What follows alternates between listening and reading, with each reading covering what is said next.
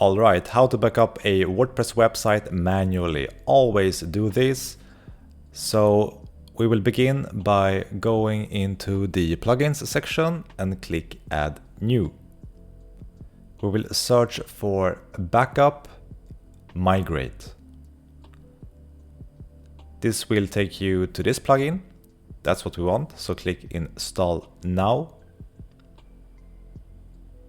and click activate. Once that's done, click skip, and here you can create a backup of your entire page, entire website manually just by clicking create backup now.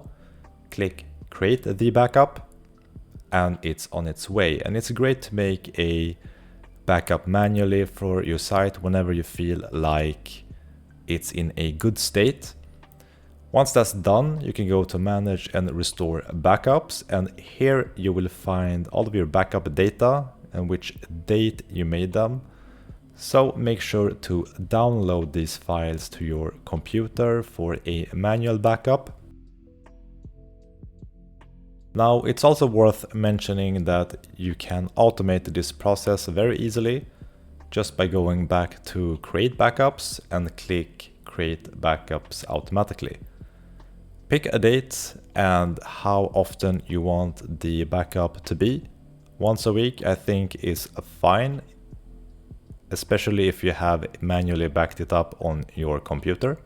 And if you for some reason need to restore, go to manage, click upload backup files and just click restore. This will restore everything you had for the date that you did a backup. And while we're talking about backups as well, I might mention that if you want this website that I have built out with all of the configuration, all the applications, the header, the title, the blog section, I am going to back it up with this tool and include it for you to download so that you can get started so much faster with your WordPress website if you choose to go that route. And that's a good way to test this backup tool as well.